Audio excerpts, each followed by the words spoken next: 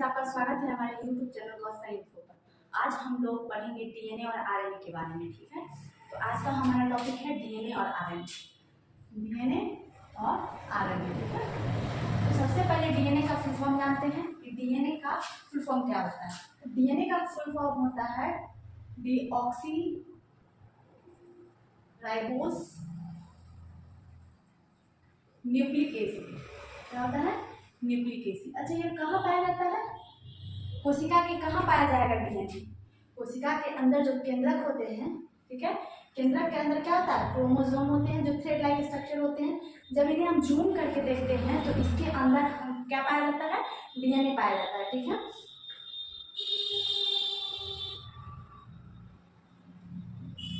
ठीक है, ये आपको हो गया डीएनए। जब हम डीएनए को, ये क्रोमोसोम है, ठीक है, जब क्रोमोसोम को हम जूम करेंगे तो उसकी के अंदर हमें डीएनए मिलता है। डीएनए जो है चेन जैसा होता है, और अगर उसको भी जूम करेंगे तो उसी का सबसे बेसिक यूनिट होता है जिसे हम जीन कहते हैं, ठीक है। समझ में आया आपको? ठीक है। कोशिका के अंदर केंद्रक, केंद्रक के अंदर क्रोमोसोम, क्रोमोसोम के अंदर डीएनए, और डीएनए को जूम करेंगे तो जीन है।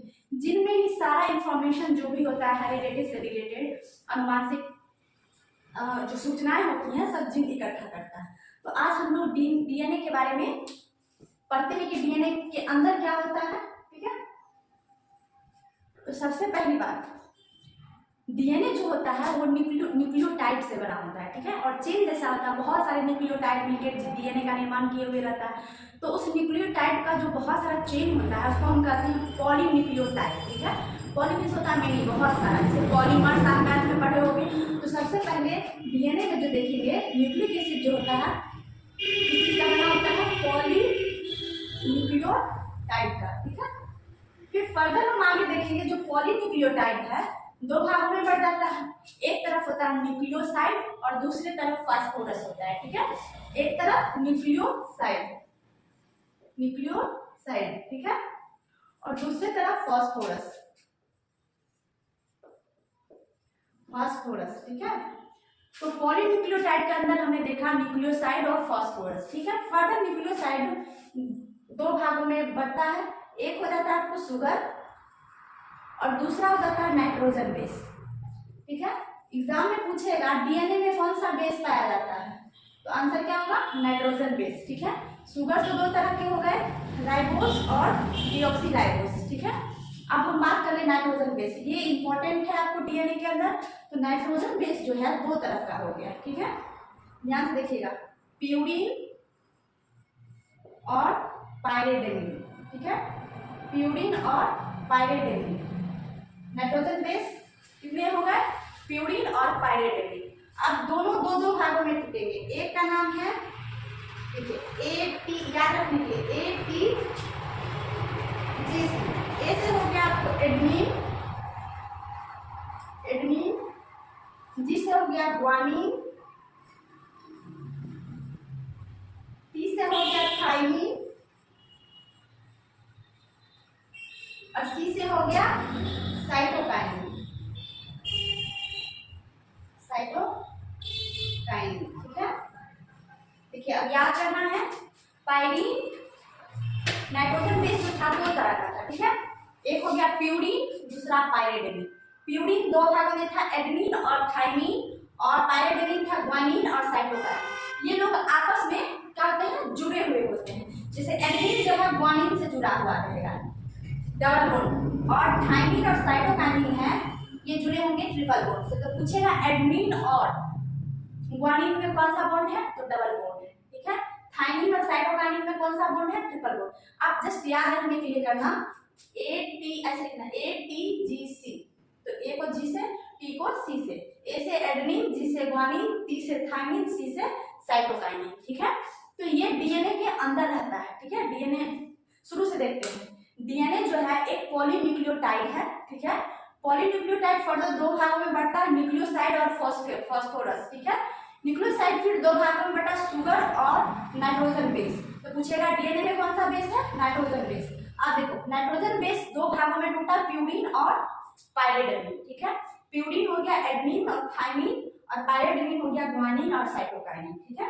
अब देखिए, ये जो थाइमिन आपको दिख रहा है ना, आरएनए में सारा स्ट्रक्चर सेम होगा, लेकिन ये जो थाइमिन आपको दिख रहा है, ये थाइमिन क्या होता है, चेंज हो जाता है यूरेसिल से। किसमें? जब हम आरएनए पढ़ेंगे यूरेसिल से, तो पूछेगा कि डीएनए से क्या हम आरएनए बना सकते हैं? बिल्कुल बना सकते हैं, सब चीज सेम रहेगा, बस थाइमिन की जगह क्या रख देना, यूरेसिल। ठीक है, बस यही एक आपका सवाल बनेगा कि डीएनए से आरएनए बनाने के लिए हमें इनमें क्या परिवर्तन करना होगा। तो थाइमिन की जगह हम क्या डाल देंगे, यूरेसिल डाल देंगे। ठीक है, आई होप आप डीएनए का ये समझ गए होंगे। अब चलिए डीएनए से आरएनए और आरएनए से डीएनए के बनाने की प्रोसेस को हम क्या करते हैं उसके बारे में हम जानते हैं। ठीक है, तो ठीक है, सबसे पहले हम क्या लेते हैं, डीएनए। ठीक है, कितना इजी है, डीएनए से क्या हम आरएनए बना सकते हैं? बिल्कुल बना सकते हैं आरएनए, बस क्या करना है, थाइमिन की जगह हम यूरेसिल डाल देंगे। ठीक है, तो क्या फिर हम आरएनए से डीएनए बना सकते हैं? बिल्कुल, सब चीज सेम है, बस यूरेसिल की जगह क्या डाल देंगे, थाइमिन डाल देंगे। तो ये प्रोसेस रिवर्स भी हो सकता है। ठीक है, अब देखिए क्या डीएनए से हम डीएनए बना सकते हैं? हाँ, एक डीएनए से हम कई डीएनए बना सकते हैं। अब देखिए आरएनए से प्रोटीन बनता है। ठीक है, क्या बनता है, प्रोटीन। बस हमें जानना है इस प्रोसेस का नाम। तो डीएनए से जो डीएनए बनता है उस प्रोसेस को कहते हैं रेप्लिकेशन। क्या कहते हैं, रेप्लिकेशन, रेप्लिकेट करना, रेप्लिकेशन। ठीक है, डीएनए से डीएनए प्रोसेस बनाने को कहते हैं रेप्लिकेशन, और डीएनए से जो आरएनए बनता है उसको हम कहते हैं ट्रांसक्रिप्शन, ट्रांसक्रिप्शन। और आरएनए से जो डीएनए बनता है उसको हम कहते हैं रिवर्स ट्रांसक्रिप्शन। रिवर्स प्रोसेस हो रहा है, फिर से दोहरा रहा है, तो रिवर्स ट्रांसक्रिप्शन। और जो आरएनए से प्रोटीन बनेगा उसको हम कहते हैं ट्रांसलेशन, ट्रांसलेशन। देखिए चलिए याद करते हैं, डीएनए से डीएनए बनाना रेप्लिकेशन, डीएनए से आरएनए बनाना ट्रांसक्रिप्शन, और फिर आरएनए से डीएनए बनाना रिवर्स ट्रांसक्रिप्शन, और आरएनए से प्रोटीन बनाना ट्रांसलेशन। ठीक है, आप बार बार रिपीट करो, डीएनए से डीएनए रेप्लिकेशन, डीएनए से आरएनए ट्रांसक्रिप्शन, और आरएनए से डीएनए रिवर्स ट्रांसक्रिप्शन, और आरएनए से प्रोटीन ट्रांसलेशन। ठीक है, आई होप आपको अच्छे से याद हो जाएगा। ठीक है, अब चलिए ये प्रोसेस के चलिए आरएनए के बारे में देखते हैं। आरएनए का सबसे पहले फुल फॉर्म जानते हैं, राइबोज न्यूक्लिक एसिड। ठीक है, क्या नाम है, राइबोज न्यूक्लिक एसिड। ठीक है, अब देखिए आरएनए डीएनए से डीएनए में सारा प्रोसेस हम समझ चुके हैं कि ये पॉलीन्यूक्लियोटाइड होता है, फिर न्यूक्लियोसाइड होगा, फास्फोरस होगा।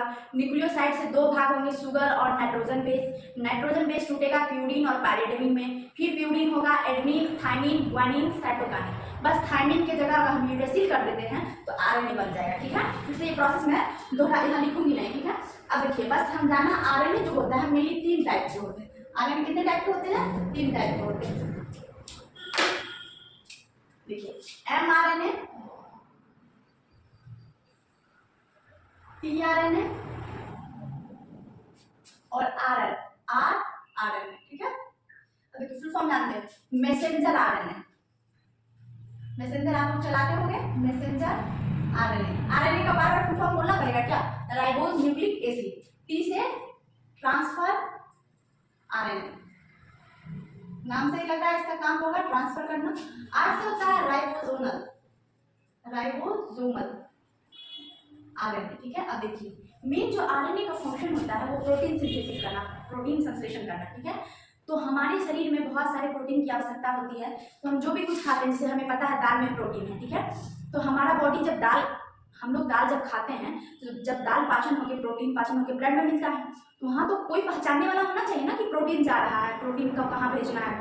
तो मानो कि ये ब्लड में फ्लो हो रहा है प्रोटीन। ठीक है, तो यहाँ पर जो है एमआरएनए का वर्क है कि इस रिकॉग्नाइज्ड जिसको पहचान रहा है प्रोटीन को, उसको पहचानना है कि हाँ ये प्रोटीन है, आ जाओ, और ये किसको दे देगा, टीआरएनए को, ट्रांसफर को, कि इसको ले जाओ। और राइबोसोम का क्या काम था आपको पता है, राइबोसोम का काम प्रोटीन सिंथेसाइज का, कि जाओ आरआरएनए को दे डालो। ठीक है, तो एम का हो गया मैसेंजर, पहचान के मैसेज देना ट्रांसफर वाले को।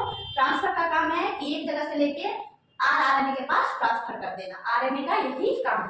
आरएनए आप देखे होंगे कि सिंगल स्ट्रक्चर होते हैं, ऐसे बने होते हैं, देख रहे हो ना, ऐसे बुक में देखे होंगे। और जो डीएनए होते हैं डबल हेलिक्स होते हैं, डीएनए डबल हेलिक्स ऐसे होते हैं डीएनए। ठीक है,